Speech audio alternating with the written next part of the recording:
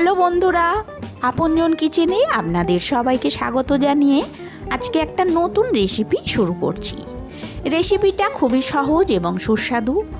রেসিপিটা হলো ঝিঙে বাটা। প্রথমে ঝিঙেগুলোকে এইরকম পিস করে কেটে নিতে হবে। তারপরে মিক্সির মধ্যে দিয়ে দিতে হবে, ওর সঙ্গে দিতে হবে 3-4টে কাঁচা লঙ্কা আর 2-3টে রসুন কোয়া। তারপরে মিক্সিতে পেস্ট করে নিতে হবে এইরকমভাবে। তারপরে কড়াইতে দিয়ে দিন সর্ষের তেল। তেলটা গরম হয়ে গেলে দিয়ে দিন কালো জিরে ফোড়ন।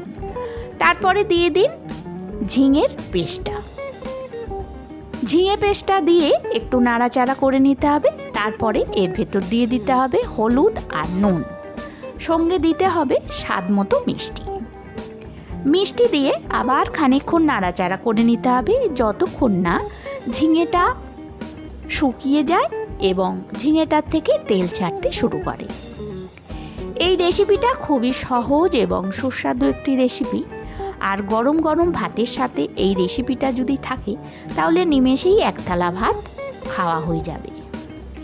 রেসিপিটা কেমন লাগলো অবশ্যই কমেন্টের মাধ্যমে জানাবেন আর অবশ্যই বাড়িতে ট্রাই করবেন। অসংখ্য ধন্যবাদ রেসিপিটা পুরোটা দেখার জন্য।